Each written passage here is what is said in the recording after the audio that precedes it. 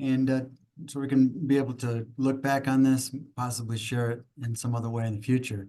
But hello, everybody. My name is John Molding. If you don't know who I am, I'm with Unstoppable Funding, and we're going to be hosting Kevin Faulkner today with 3B Credit Health.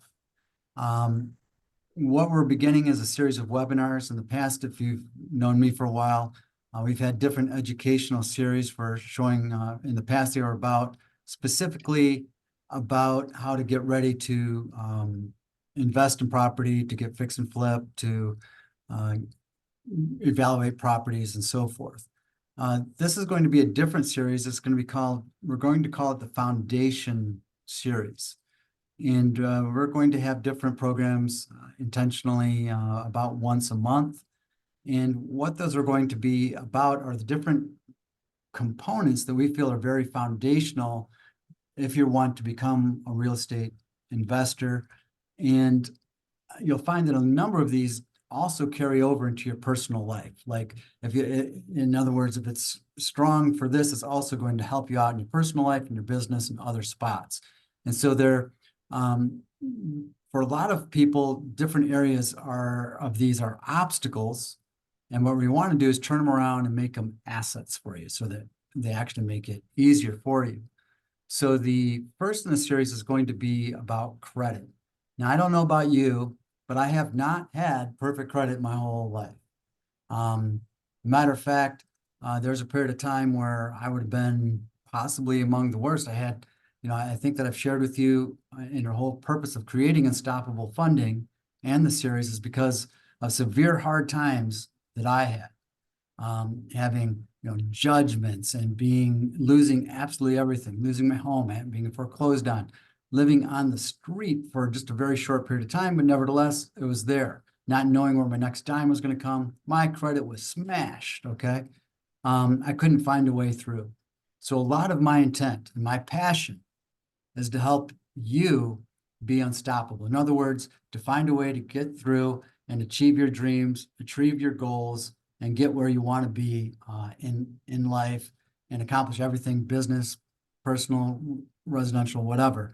So we don't charge for these webinars. They're free and they're meant to help you in every part of life. So feel free to invite other people in the future to additional courses. Today, we're very fortunate to have Kevin. I spent quite a bit of time getting to know him. I've actually casually known him through an organization that we're in.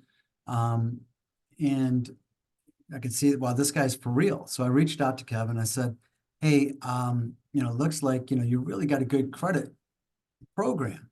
And I want to let you know that I'm very cautious about recommending anything to do with that field, because I've seen so many people, I feel, take advantage of a person's situation, say, oh, we can take that off your credit report for a couple $1,000s. And then to find out, man, not much happened. Matter of fact, they might have even got worse. And so Kevin and I talked about these things, and I really like his philosophy, his approach. I feel that I'm very confident in recommending what he has to say. But today he's going to actually teach us and show us a lot of the things that really matter and will really, that you can do today. And so with that, Kevin, I'm just going to go ahead and just turn it over to you and let you share what you would like to share. All right. Hey, thank you for having me, man. We're a lot alike because I got into this business because my credit was in 2020 when I started this company, and I'll share my screen here in just a second, but I started this company, my credit was in the 500s, and I feel kind of insecure talking about this kind of thing, but it's my story, so it kind of is what it is. But my wife came to me, and I'm an entrepreneur at heart, and she came to me, and she said, Kevin, I just, and this was 2020, I just can't be married anymore. I can't do this with you because you're just not going in the right direction. And it was something that anybody that wants a better life, a conversation they would have to have, because she brought it to my attention. I didn't even realize that I'd had 8 jobs in a period of 2018 to 2020.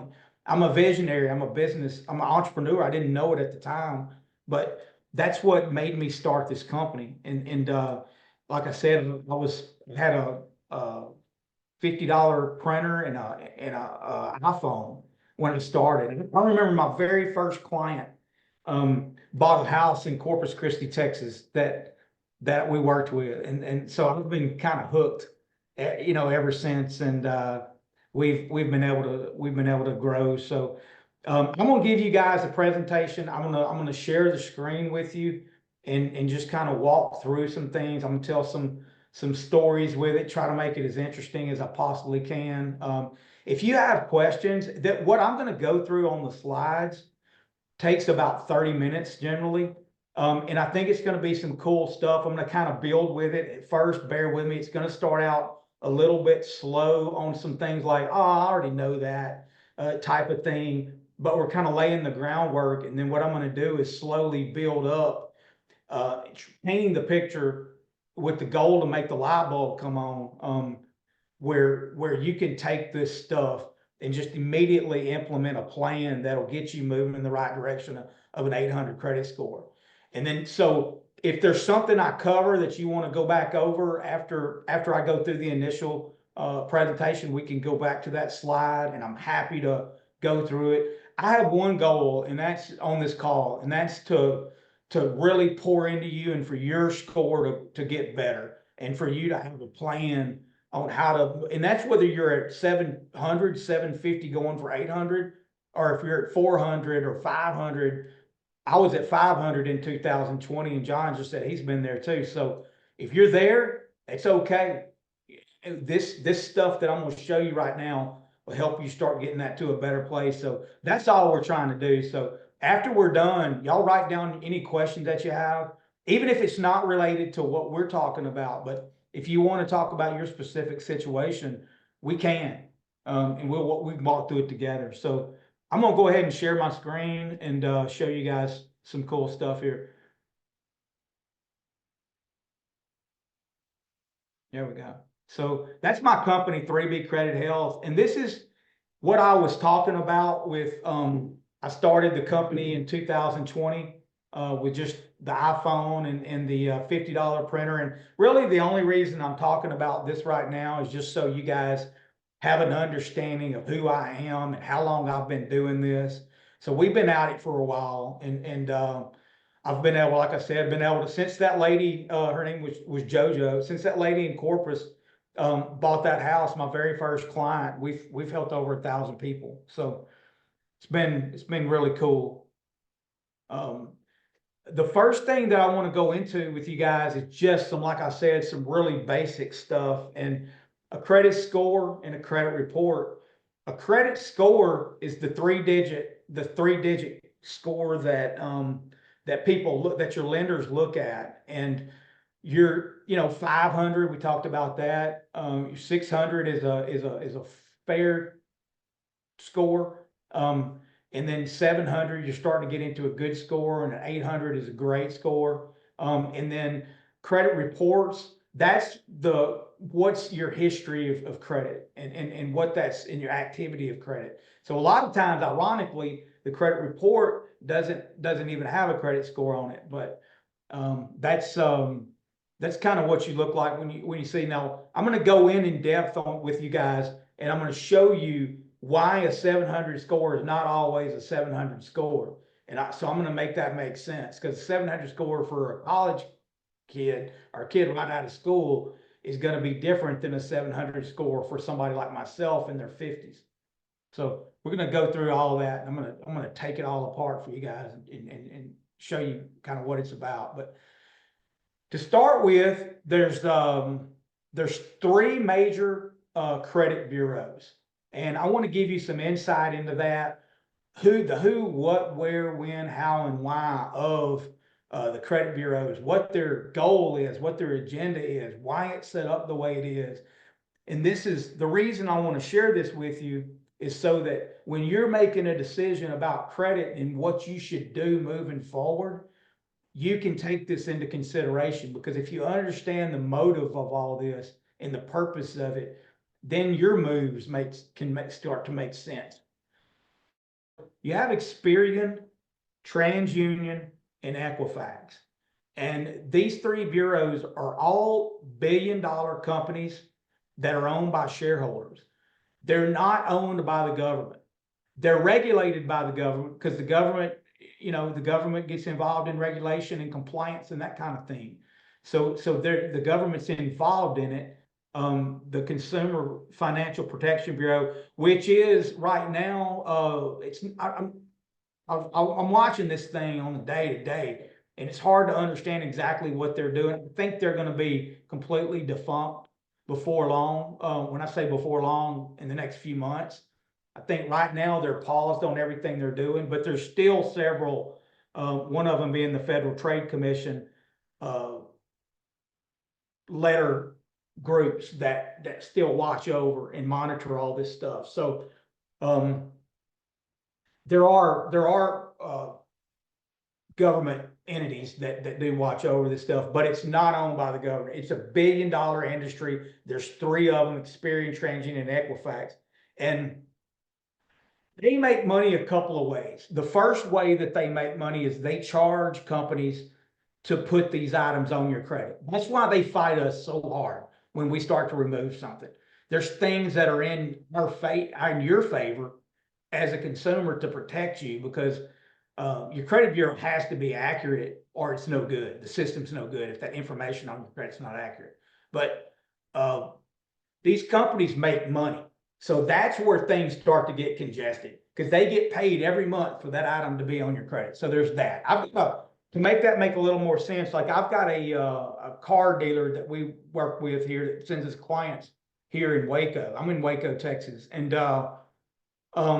they only report to Equifax because it saves them money, and they can still make the person feel it if they don't pay them by just reporting it to Equifax. That explains another thing too, is why TransUnion score is going to be different than your Experian score, is going to be different than your Equifax score a lot of times. You'll see them off a little bit, and that can be why. It's also because people report it totally different times. But guys, write down any questions that you have. We'll come back to this stuff. But the other way that they make money is when they pull credit. They charge lenders up to $100 a pull to pull somebody's credit. So they're making tons of money on this. Because imagine how many times they pull somebody's credit throughout the country in a day. Car dealerships everywhere. And they run your credit 20 times if they're trying to get a loan or what have you. So they're making billions of dollars to do this. But so you have the three: Experian, TransUnion, Equifax. Next thing that I want to go over with you guys is probably the most common thing I get asked is, why is my score different when I see it in one place than it is another? And that's going to be because you have two different kinds of companies that monitor your credit. Two main ones, and then there's divisions of this. They make this very, very complicated. I think that's on purpose, but we'll get into that a little bit further too, on like to make it more simple for you guys. But Vantage Score is the one that you see on Credit Karma. That's the one where that's not accurate, and then you see it and you think your credit score is one thing. So you go to a lender and the lender says, well, this is really your score. What the lender is using is called a FICO score. And that's the one that really counts. Vantage Score, we talked about on that last slide that the credit bureaus were billion-dollar companies that are really, their goal is to make money. They just make money by keeping up with our credit. And they created Vantage Score in 2006 with the goal being to try to take over the scoring system. But FICO is just so strong, it just never took. And so now they've got some other things that they do with Vantage Score. A lot of times while I'm thinking about it, while it's on my mind, you'll see in places, do you want to tie your electric bill in to your credit and that kind of thing, so that you get these this help with your credit score. I always recommend to my clients, you can do it, but I always tell them it's not really a huge benefit to you, because when you do that, it goes on your Vantage score and doesn't necessarily affect your FICO score. So it doesn't really help the score that it'll help your Vantage score, but your Vantage score is not going to be the one that the credit bureau or the lender pulls. So that's the difference. Now, I'm going to go over with you here in just a second. We're going to start working on what the 5 things are that make up a credit score, and I'm going to go very much in detail on that. The percentages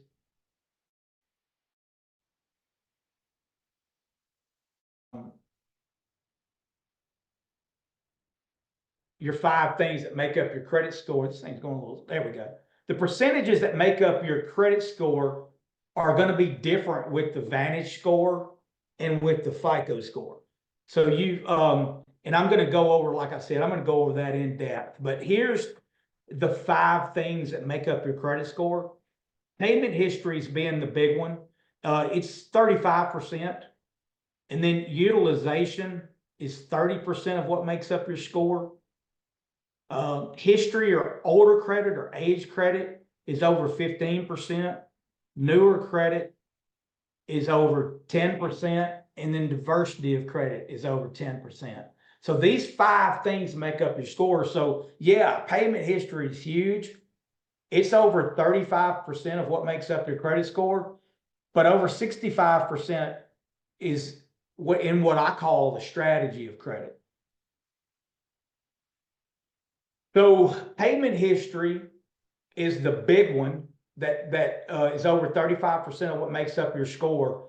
And I always cringe when I make a post on social media and somebody says, just pay your bills, and your credit will be fine. Yeah, your credit will be good if you pay your bills, but if you have a strategy involved and you take the other 4 areas into consideration when you're planning your score on how to build out your score, it's going to get you up into that 800 category, which is what we always work toward with our clients. When we take on a new client, we're working toward 800 for them, and we're putting our plan together toward 800. That's why I've got this presentation set up the way I do, because my philosophy is if they're trying to get to a 620, which a lender can pretty much get you a house if you've got a 620, if that 620 is a real 620, then we're going to pass 620, 650, 700, 750 on the way to 800. So if I go for an 800 score and plan that for my client, then we're going to pass everything that we need to pass on there to help them reach their goals. So credit utilization, I need to pull this thing. There we go. Credit utilization makes up over 30% of your credit score.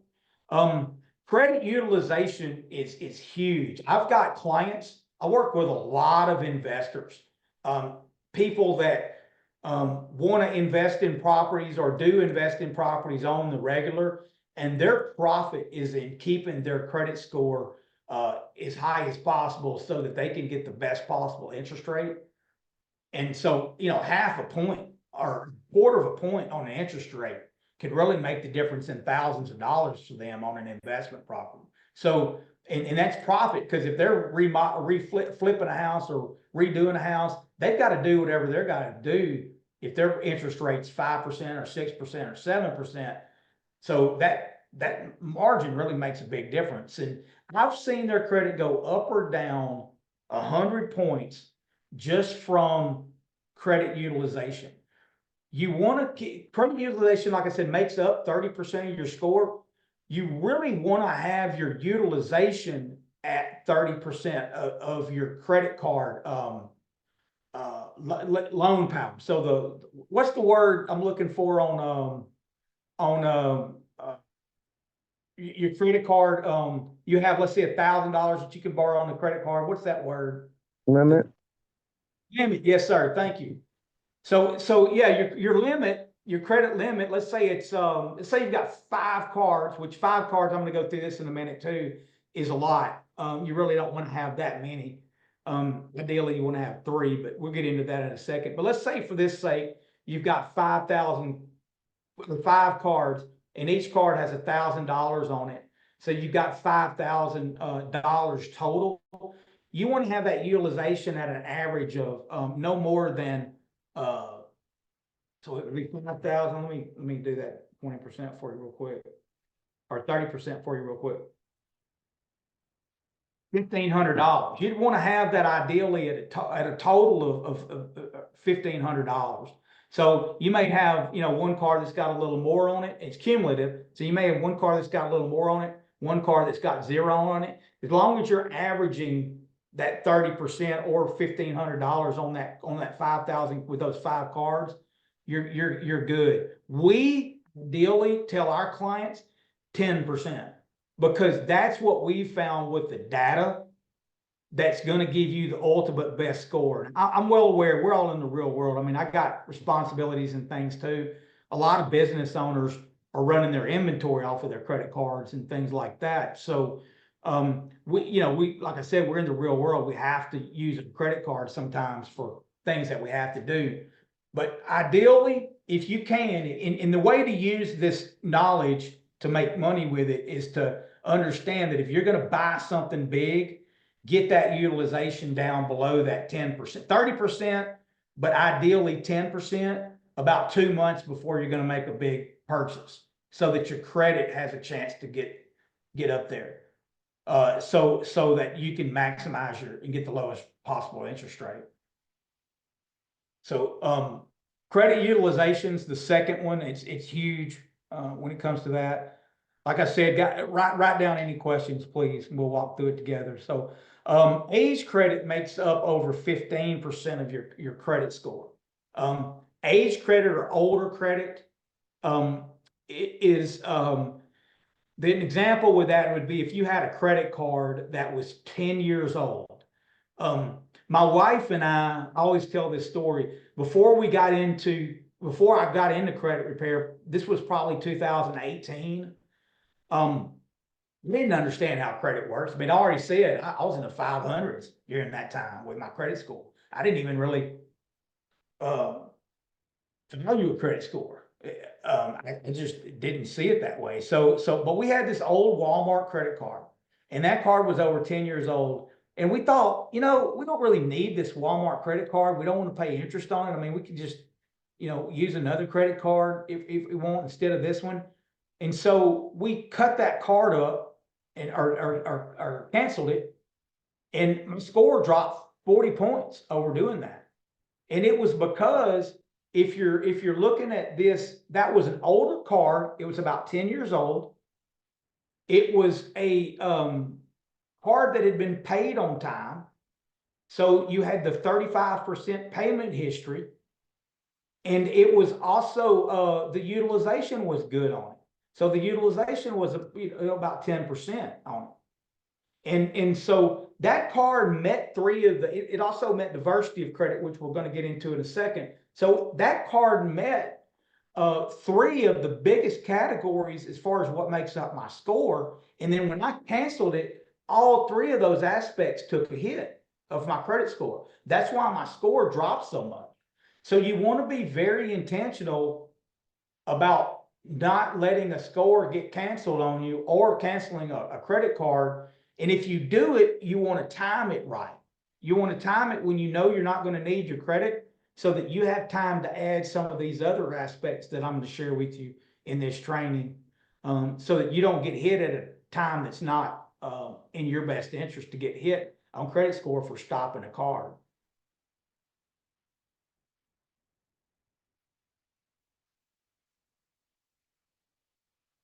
And then newer credit makes up over 10% of your credit score. Now, this is newer credit's an interesting thing. And one of the things I want to share with you is really drive home is that the banks they're not here for us. They're here to make money and do their thing. They are businesses. So they want to put their money on the street. They want it out there drawing interest, but they also want their money to be safe. And that's the way the credit score algorithms, and that's how it's run now, operate. So they're always looking at the bank. When you're making a decision about credit, always ask yourself, how is the bank going to perceive this? Is the bank going to look at this as me looking for money? Is the bank going to look at this as me possibly getting into a bad position where maybe I've lost my job, or could they perceive it that way? So I say that to say this: if a bank sees that you just opened a new credit card, you're going to get an inquiry for that. And an inquiry can hurt your score up to 15 points just off of that inquiry. And then you're also not going to get credit for opening up that new credit card at the beginning, because the bank and the algorithms of the credit system are wondering what you're going to do with that money. It's always asking. Remember, they're looking at it from the scope of 330 million Americans all at once operating like this. So it's all on a hair trigger. The way the algorithms are set to protect the economy as a whole is what they're really doing. So when they look at this, they're saying, why is Kevin Faulkner opening up a new credit card and he just did an inquiry? Is he in trouble? Why is he looking for this money? So then they're going to watch you and they're going to monitor your use of this credit card. And then after a few months of using that credit card, that's why utilization is 30% of what makes up a credit score. They want your credit score to be, and I said 10% is ideal, because they want you to have that money and they want to make a little bit of interest off of it, but they want to make sure that that money is being used correctly so that it's not in jeopardy. So when you open up a new card, your score is not going to increase. It could decrease a little bit because of that new card. And then the inquiry is definitely going to make your score decrease a little bit. Now, 22 months, while I'm thinking about it, write this one down. 22 months is when a card starts to count as older credit instead of newer credit. And that's when it makes the transition to actually really being an asset for your credit score. Hopefully you're thinking right now, what I want you thinking about right now, hopefully for this to really have maximum impact, is how this relates to your specific situation. So you're thinking about something that happened to you in the past, or you're thinking about a card that you have that maybe you're using correctly and maybe you need to do more of what you're already doing, or just kind of pivot a little bit in the way you're currently using it. Diversity of credit. Now, again, the bank is out for the bank. They're not worried about us. They're worried about making their profit. So they're looking at us and they're saying, how many types of loans does this person have? Which you kind of heard me say earlier about, heard me mention for just a second about a college kid's 700 credit score is not going to be as strong as a 50-year-old person's credit score that's had life and had age. There's nothing wrong with what the college students doing, but at all. It's just they haven't had enough time and characteristics. And I'm going to go through all that in a minute and get really specific about it, but time to build their strength of credit and build their foundation. So they may have a couple of credit cards that have been paid on time and it's showing a 700 credit score. I saw Wes in here a minute ago. Wes is a lender. It's not gonna for Wes, when he pulls that credit, he's gonna see a 700 score or a college kid and a 700 of a 50-year-old person. And with that 50-year-old person, they're gonna have different types of loans.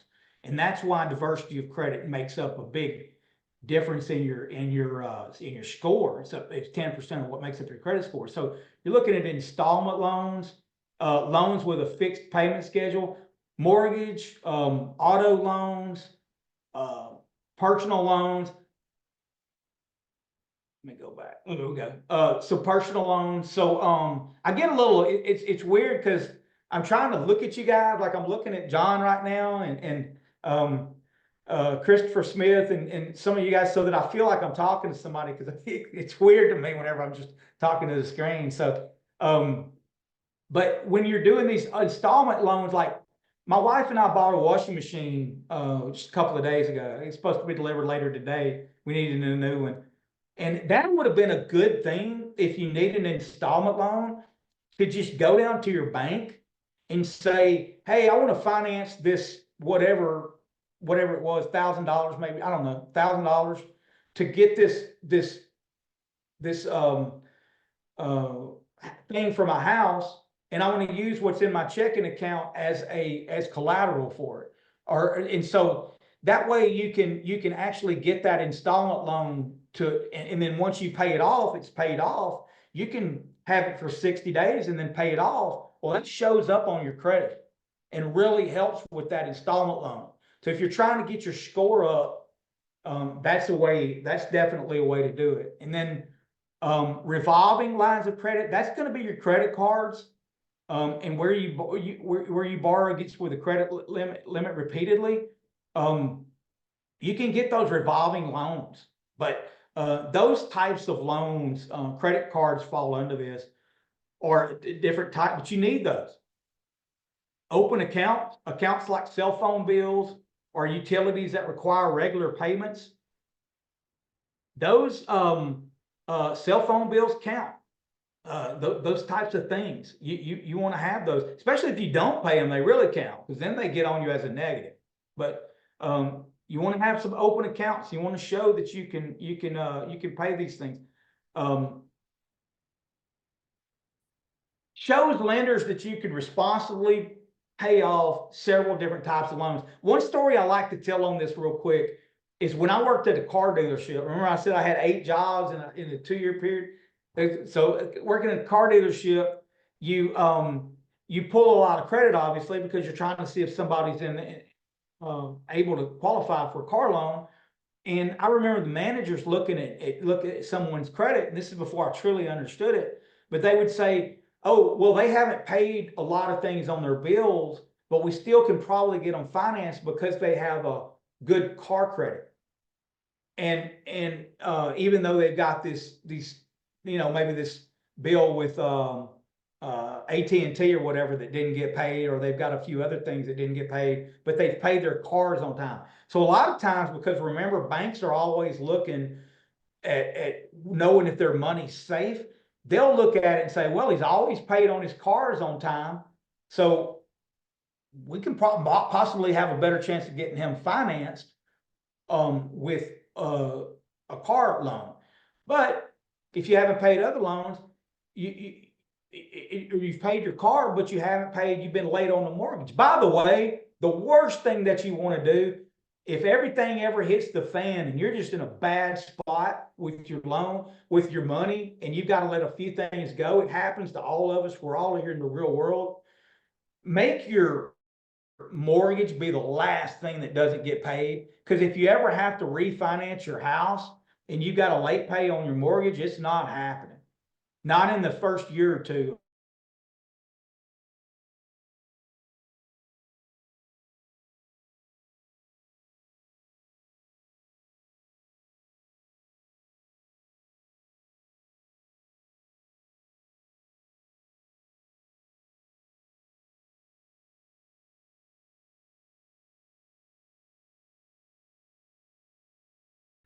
You apply for a secured credit card is one way. When you're doing this with a secured credit card, always look at the fine print, look at the small writing, and make sure that that secured credit card, after a year or so, will turn into a regular credit card. And a lot of them out there will. The reason is because that you're probably not going to want to keep this secured credit card forever. And remember what we talked about. Once you develop the age credit after it's 22 months old or older, you've got the utilization correct on it and right, and you've got a good payment history. You don't want to just close that card.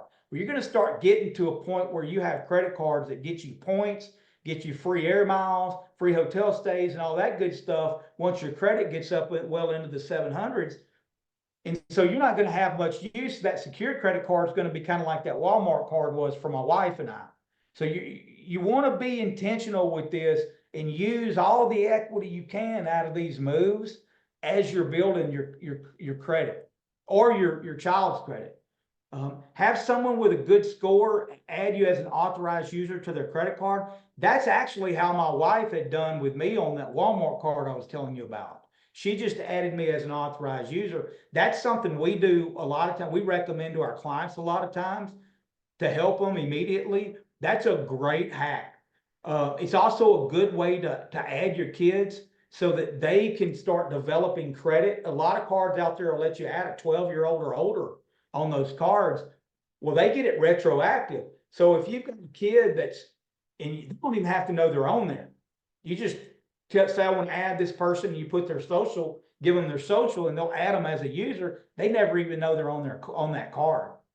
So meanwhile, they're building up credit. They get out of school or get their first job or whatever, and they get ready to buy a car. Then they have some credit established, and they can do that.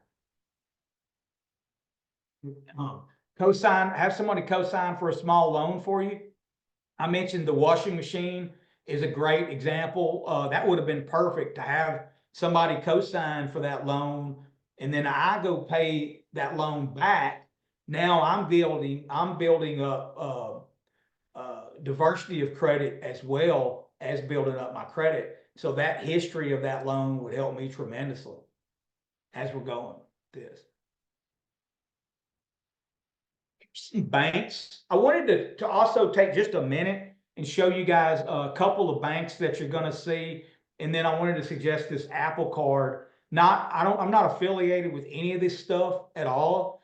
These are just things that I want to share with you guys so that you kind of have some understanding and recognize some names when you're trying to do this. You're going to see Community Bank and Synchrony Bank with a lot of credit cards. Community Bank has really stepped up its game and gotten where it's more competitive with Synchrony Bank now. Community Bank is one that, like, when you walk down the malls, and a lot of malls are closed, I'm kind of dating myself here, but when you walk down a mall and you're looking at like Zales, I have a Zales card that is Community Bank. It's through that Zales card is through Community Bank. A lot of those places are like those stores in the mall, Dillard's, Victoria's Secret, all that kind of stuff. Those types of stores that you commonly see walking in the mall are going to use Community Bank. A lot of them are going to use Synchrony Bank too. So you'll see those banks when you're applying. Community Bank typically used to be fairly easy. They've gotten a little bit harder now, but these two are the ones that you see a lot. Goldman Sachs is an Apple Card. The reason I put this on here is because this is a good one to apply for if you're trying to get a card, because when they turn you down, they give you a blueprint on exactly how that you can, so you're not qualified right now. Well, they want your business in the future. So they give you a straight blueprint on exactly what you need to do to get to where you will qualify for that card. Well, that blueprint is worth a fortune, because that thing will also tells you if you can get qualified for that Apple Card, it tells you how to get qualified for these other cards. So it's a great tool.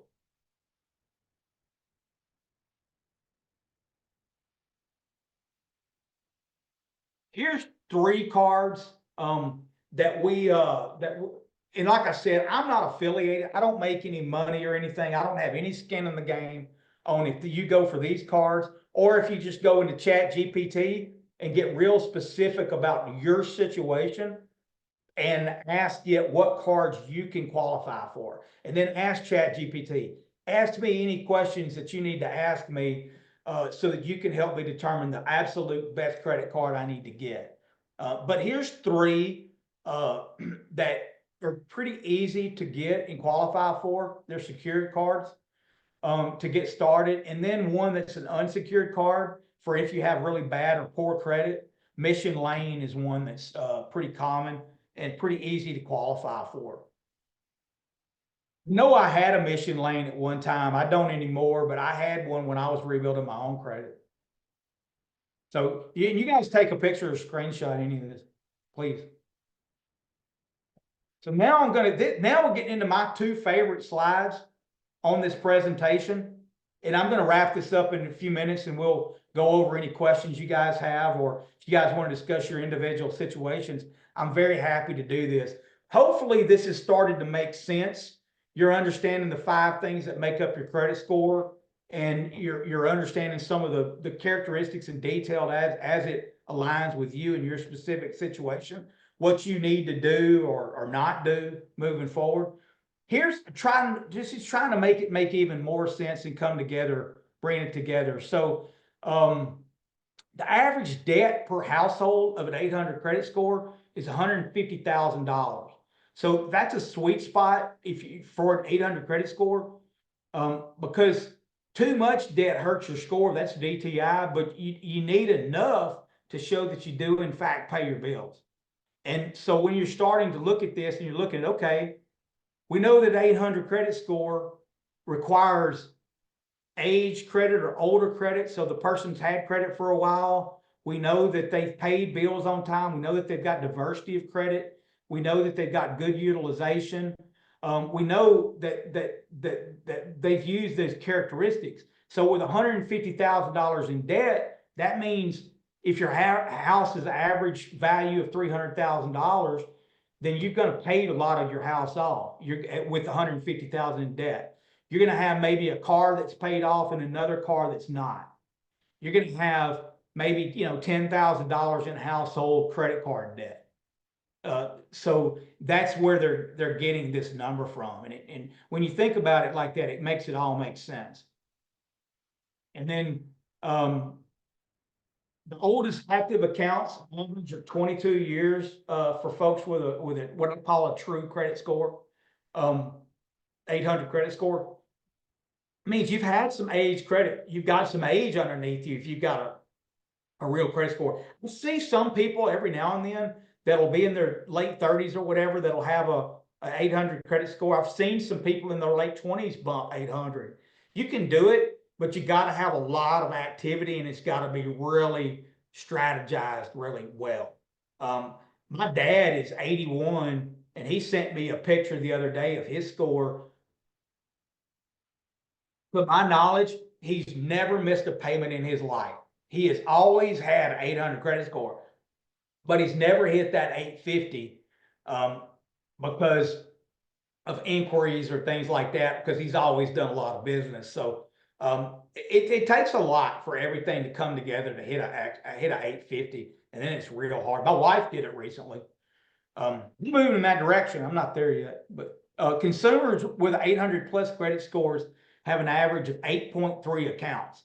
And this ties in with this 150,000 in debt too, because when you look at 8.3 open accounts, how is that derived? It's derived at, we're looking at a mortgage, we're looking at at least one car payment, we're looking at the 3 credit cards, and I'm going to show you a cool slide here in just a second on this, but you're looking at 3 credit cards that are paid, and then you're looking at that other type of loan, the one that I aligned with, like a washing machine or a household item that you went and borrowed just to show that you could pay that type of loan back. So that's where they're getting this from on this. So people with high scores, I put this in here just because it's so vital to understand this. People with high credit scores limit their credit card inquiries. They're very, very careful about who they let pull their credit. Don't just let anybody pull their credit. Be very, very intentional about that. I've gotten real good about that in the last couple of years as I've learned more and more about this. People with poor credit have more than 13 inquiries on their credit, because an inquiry can hurt you up to 15 points each time that thing's run. Not to mention, remember we talked about the bureaus making money every time they pull our credit. These lenders have to pay up to $100 a pull on these things. So that's why you see a lot of them doing soft pulls at the front, so that they can get an idea on whether or not it makes sense. And then you don't get an inquiry as well. But you want to have inside of 1.8 credit inquiries the last 2 years. The other part of that is it looks like to the credit algorithms and it looks like to the banks that you're not borrowing because you need it. Remember that old saying, I'm sure you've heard it, you can always borrow money when you don't need it, never borrow it when you do. One of the truest statements you'll ever hear.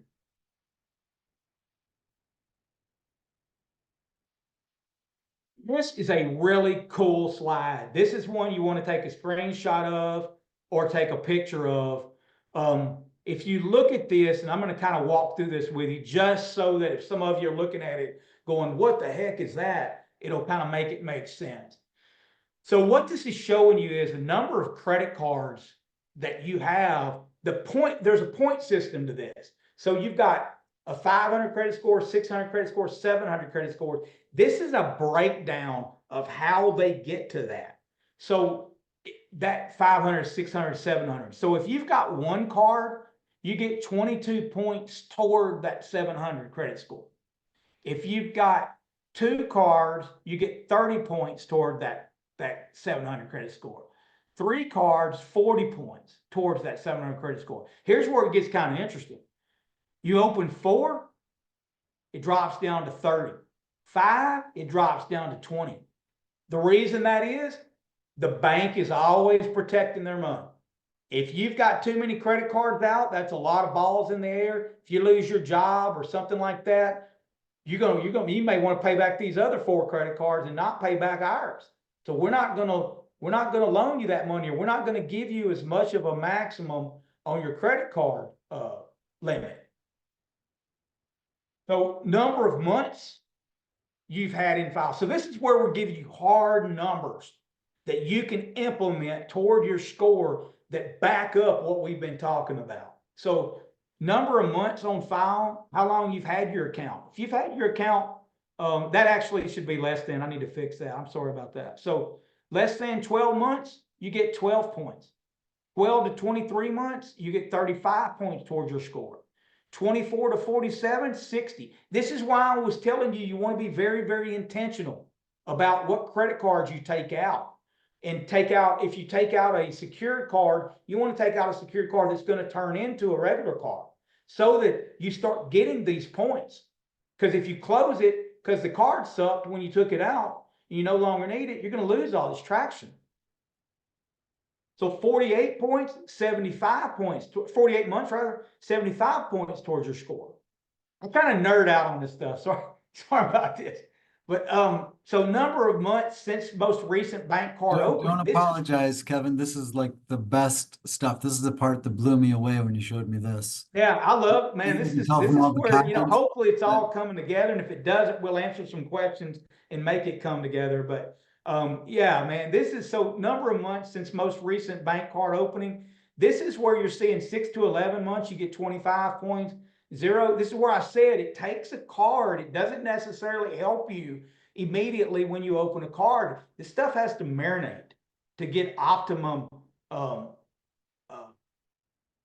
return on what you're doing here. So you can see the longer it's been since you've opened up a new card, this thing's aged like fine wine. The more points you get toward your credit score. And then number of months since most recent derogatory. This one lets you see just how much this is invaluable to know this stuff. So 0 to 5, 10 points on your credit score. Number of months since most derogatory, 6 to 11, 15 points. Now you're starting to see that even if you've got a charge off, it still hurts you, but it doesn't hurt you as bad the older it gets. Believe it or not, a recent charge off or late pay can actually hurt one of my clients more than a 4-year-old bankruptcy, because it's new, and to the bank it looks like that person's unstable and having financial problems. 4-year-old bankruptcy, and you've been good ever since, you've been gold, you've implemented this stuff, the bank's starting to see you as a confident or a risk that they can invest in, and they can make money off of you.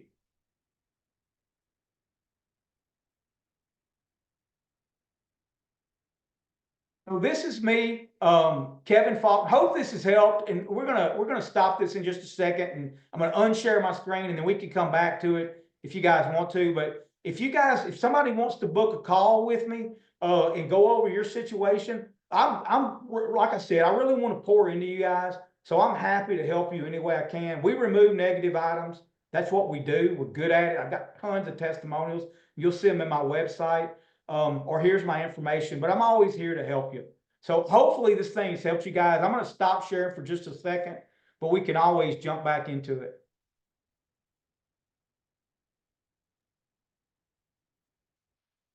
What you guys think? Give me some feedback. Wow, thanks, Kevin. First I just want to say, I love that one slide with all the different points and stuff. Like, I didn't realize that the number of cards actually had an impact, and the actual score value, knowing that how that can affect, was just like, wow.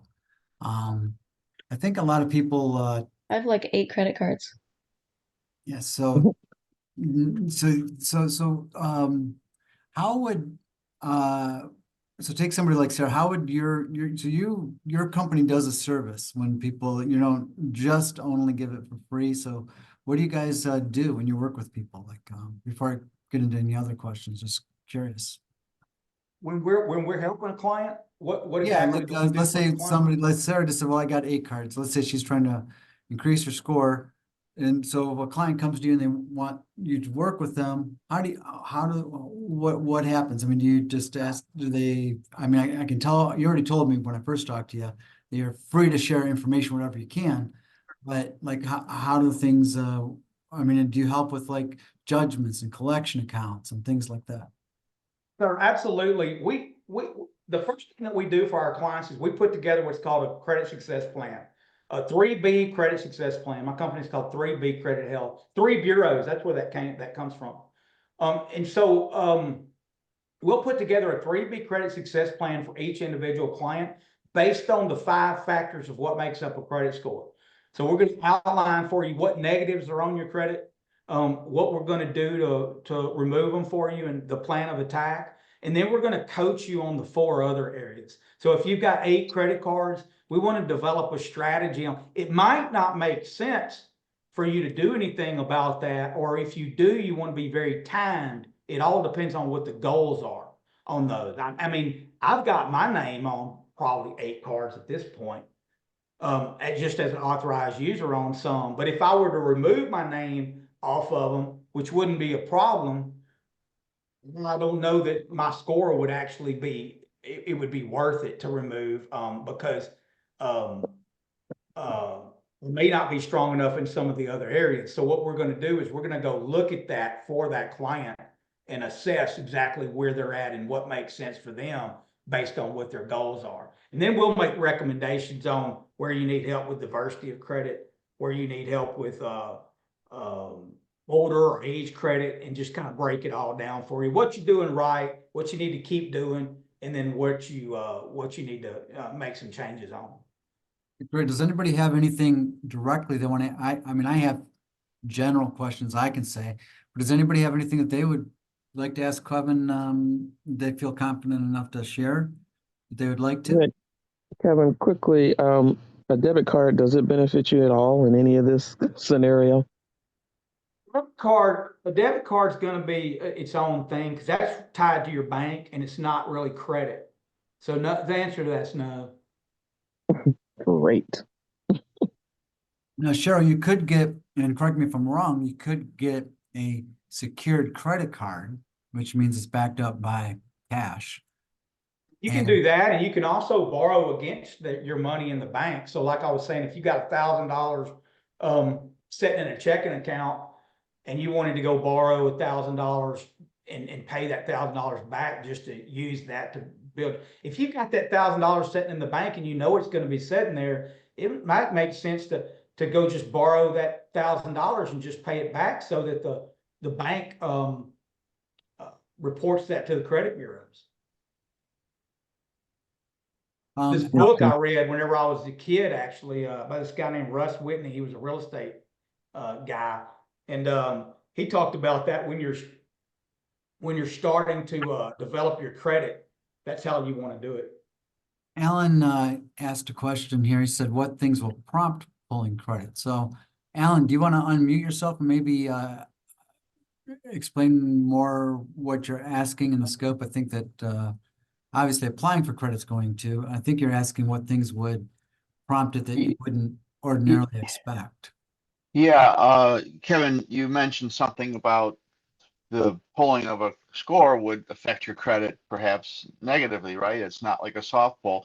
And if it's done too many times, what was it, 1.8 or something was an average somewhere along the lines? Can someone pull your credit without you knowing? Like, is there any? Yeah, that's against the law.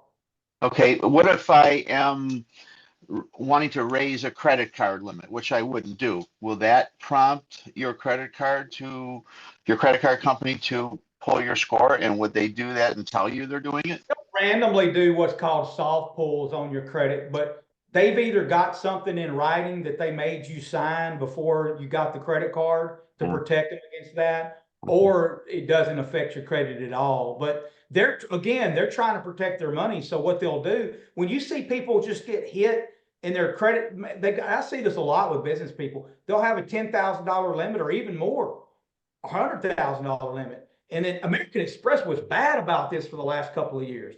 And then they'll just go in and just randomly knock this person's limit down. That kind of stuff starts happening in a bad economy, is what's going on there. Because they're wanting to make sure their money's safe. So they just go in and look, and let's say you've had a late pay on another credit card. And you've got credit card A that you've had a late payment on. Well, credit card B just randomly every 6 months takes a look to see, and then they see that you've got that late pay on that other card, then they're like, oh, well, they may have a late pay on theirs, and they knock your limit down. They'll also close cards if you have a late pay on. And I want to interject here real quick, because I have probably a handful of clients perspective. And this is one of the advantages a person will have when you're going through working with a mortgage broker versus a direct lender. And this is this. Okay, so if you apply with a direct lender and they approve you and they give you everything you want, fantastic. Mission accomplished. You will have an inquiry against your credit report. But let's say you didn't understand some of the rules, and so they turn you down. Now you have no choice but to apply somewhere else. Each of those inquiries is going to affect your credit and knock you down. So that's why it's important to work with somebody that can navigate all of those things ahead of time, like a broker, like what we do. And so that we can say, oh, you're a good fit for this lender, so you don't have a bunch of unnecessary credit pulls.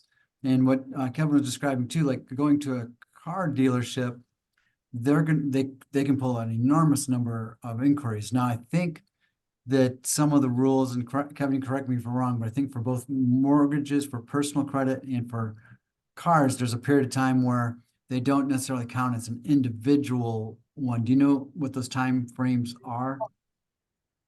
It's conflicting information that's really hard to, and by what I've seen, I don't know that that's accurate, but I know what you're talking about. And I don't, off the top of my head right now, I cannot. They don't seem to follow it, in my experience, very well. Like, I think it's like they could pull like 3 within a 90-day period. It's something like that. That's a true, what you're saying is true. I just can't give you the hard numbers.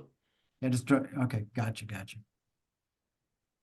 Yeah, there's things in place to protect us. Because what these car dealerships are doing is they're shopping you to get the best loan, so that they can come in and go, well, we're going to loan you this for 7%, and then they're actually getting the loan for 5%, and they're making 2% off of the loan. That's why they do that. So the way to combat that is go to your bank, like let's say Bank of America or Chase Bank or your local bank, and go get the money and say, I'm going to borrow from this. Or go tell them, look, I know I've got good credit. I know I can get what I want. I want to do this only through Ford Motor Credit or only through GMC or whatever. When I bought a truck like last September, I believe, something like that, last fall. And I told them that. The only place, I'm not doing business with you guys if you run my credit anywhere but GMC. That's it. And you know, I want this rate. I want this, this. I don't remember what it was, 3.9 at 6 months, I believe, or 6 years. 5 years, 60 months. So 60 months at 3.9. And so I told him that's the only place. I did get one inquiry, and it did hit my credit for 15 points, but now it's come back up. We I got want that kind of clout where I go in and tell them what my credit rate's gonna be and what terms I'm gonna get. Now that shows that you got some good more credit. than you realize, depending on where you go and what banks you're talking about. Kevin, I never knew the difference between a credit score from Equifax, TransUnion, or versus that Advantage score that you mentioned. I didn't know there was a difference. But what about Credit Karma? They show like a Equifax and a TransUnion score. Are those somewhat accurate? Not really, because that could be what, when I said Vantage score, I use the term Vantage score. That's what a Credit Karma uses. We actually use something called Identity IQ is one of the vehicles we use, and it's going to give a score that's not accurate as well, but it lets me get in there as much as I need to, or my team get in there as much as we need to, and that's just the price we pay, because then we can see everything that their score is made up of. It's kind of like a broken scale. If you know the scale is off 10 pounds, then you can still kind of tell if if you've what your weight is, or if you're gaining weight or losing weight. But man, those credit bureaus, I tell you what, they are not out for our best interest. See, does anybody have any questions regarding like judgments, collection accounts? Is there anything that can be done about those things? Like collection accounts, for instance, what can a person do? Let's say they have collection accounts and is messing them up. It's So they- something that's on your credit. That's what we work on. Judgments, when you get to a point where you got a judgment from a judge that actually hit a gavel and said you owe this money, that's a situation for an attorney. I always advise that to an attorney, because that's even beyond what we do and what we offer. We're trying to help people get their credit in a situation where they can qualify for a loan. What I will say is, I'll give y'all a couple of things with credit. Those companies that chase you down and look for money. So, and they're trying to call you and that kind of thing. These companies buy these debts for 30 cents on the dollar. And their goal is to get you to settle for like 75 cents on the dollar. So they will tell you on the phone, if you pay them, all you have to do is reach out to the bureaus or some other kind of language that they'll use. But they won't tell you that the bureaus aren't going to remove it. They're going to change it to, even if it says paid charge off, it's still going to hurt your credit. What you want it to say, and you want to make them give you something in writing before you pay any debts on your credit, is paid as agreed. If it says paid as agreed, then the Fair Credit Reporting Act of 1970 protects you and says, oh, they're calling it a charge off, but it says paid as agreed. It can't be paid as agreed and a charge off. That's how we get a ton of stuff removed for our clients. So that, and then the other thing, if they're calling you all the time, tell them not to call you on your work line. They're going to ask you for another line. Tell them you don't have one, and by law they can't call you anymore. If a judge does I always tell my clients, these people are just, and I'm not an attorney. Let me be very, very careful about this. I am not an attorney. This is not legal advice, but I've seen a lot of things happen with clients, and I'm just repeating what I've seen happen. Let's say a client owes $1,000, and the judge hits the gavel and says, you've got a judgment for $1,000. You still can reach out to them and make a payment plan. They'll have you served, and they're just trying to freak you out and get you to move faster so that they can get their money. Again, they're in business. The best thing to do in that situation, again, I'm not an attorney, but the best thing to do in that situation is just work out a payment plan with them. That's all they're really after. So Lisa asks, is there a way to get hard inquiries off sooner than 2 years? And what's the best option for someone with 10 student loans? To the inquiries question, you can remove inquiries. We do it all the time for people. after an inquiry's been on your credit for about a year or so, because of what we already discussed, it starts diluting down. And it really doesn't hurt you that much based on kind of when you're the same way that last slide works when you're looking at how all that puts together. So an inquiry is only going to hurt you for about a year. It does stay on for 2 years. You're right in that. What was the question for the I think student she's loan? asking, what's the best option for 10 student loans? I don't know if she's asking, like if she should just leave them alone, if she should try to consolidate them possibly. They charge offs I'm not sure what the question is. So Lisa, if you wanna maybe define that a little bit. Okay, for someone starting to build credit, okay, that's somebody else. Okay, so the 10 student loans, I think she means, you know, if you have 10 student loans, That are open. Lisa, I don't know what you're asking there, so. Oh, they're 10 open student loans And from when what's- I took my bachelor's. Like, So what's you- the best option? Would the best be to like leave them alone or to consolidate, or is there something that you could do to like? There's a lot reduce it? involved in that, Lisa. That's not gonna be my wheelhouse right there. I would be, I apologize. If it's on your credit, that'd be one thing, but for me to start sharing with you how to do that, I think would be irresponsible because I haven't seen the small print or what's Okay. going. Yes, ma'am. They're on my credit report. They're annoying. They just increased the balance, so my my credit score went from like 700 to 650 pretty much overnight. So I was just wondering what would be the best way to take care of that. I don't even know. I apologize. I just don't know But the answer to. you could I've probably never take had a a look at student loan. the actual report and maybe get a better idea. Would if he looked at my report, would that would that ding my credit if he looked at my report? No, there's ways you can to actually pull your credit score. Yes, ma'am, you get an inquiry.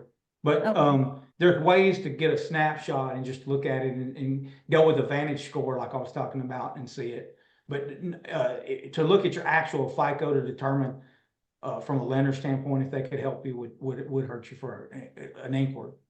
Okay, thank you. Yes, ma'am. Ariel Baines, so for someone starting to build credit, is secured is better or unsecured?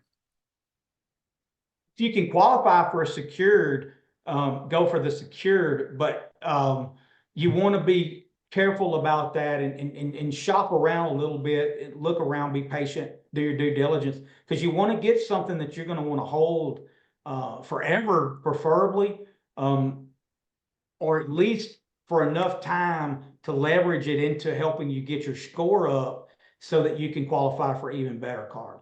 I've got one card that I pay that's a terrible credit card, and I really wish I never would have gotten it, but if you closed it right now, I'm afraid it would hurt my score. So like pay them, I really don't get points or anything like that for them, but to keep it just because it's older and it's been paid perfectly. I have a similar card like that because that's how I started too. I know what you mean. But they got crazy yearly fees. That's why I hate it. From what I get, yeah. And I haven't used it, but it's still like still charge me every year for this crazy annual fee. It doesn't even have a decent limit on it either. It's just in my way.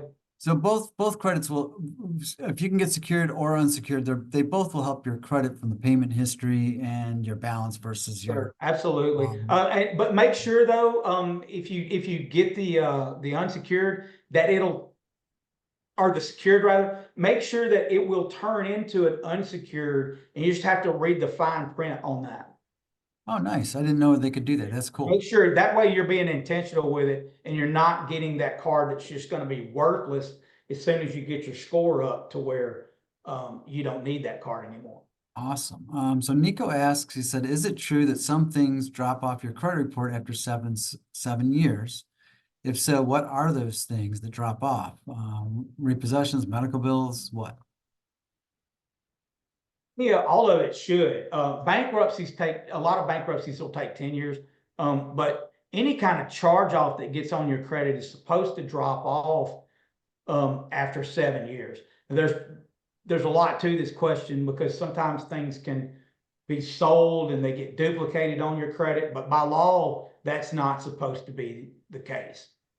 And I think that if they become a judgment as well, they that could also interrupt the judgment itself might be reported at the time, from the time the judgment was put in. And there are Number two, statute of limitations on. Inaccurate information can play a role in all of this. That's why you want to make sure that the dates and everything are correct on a charge off that's on your credit, because there's a lot that can play a factor. Because you're just talking about somebody that entered some data, and they entered some data into a system, and then now it's on your credit report. So when you start getting into all that, there's a million things that could go wrong that could create, especially when they start selling screenshots to debt collectors that just wanting to regain that money, and then they write it off as a loss. There's a lot that can get involved in that. But overall, by and large, 7 years, yes, sir.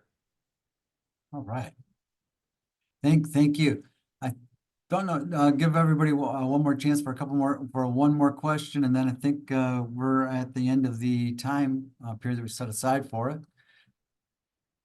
And Kevin, I just want to say thank you so much for taking your time to do this and share, like, useful information. I mean, I really think you gave really good information. You didn't come on here and start like, oh, I want you to do this before you get any information from us that's of any value, really. Hey, if we're just real quick while I'm thinking about it, thank y'all for having me very much. I really appreciate the opportunity to share. But if you like this and it helped you, please make a post on your personal page on Facebook and just let Unstoppable Funding and 3B Credit Health, and just say that we did a good job if we earned it, only if we earned it. And then yeah, I can tell you that that's one thing. I have quite a few testimonials that people send in, but other people can't really see those. So like on the websites and different things, there's a place where you can actually make a comment and say, that you've had a good experience with us. And yeah, I mean, we both that helps us a lot in our business. So that's definitely a way you can say thank you. So just make a quick post and say, hey, went to a webinar with Unstoppable Funding and 3B Credit Health, and it was really informative. I appreciate you guys. So, and then the other thing is shoot, I forgot what it was. I'll think of it in a second. That's okay. It wasn't a big deal. all right, well, we'll end it here, guys. Thank you so much. Look for our post for our next foundation meeting, and hopefully you guys can be a part of it. Thank you so much, everybody. Thank you both. Kevin. Bye-bye. Thank you, guys.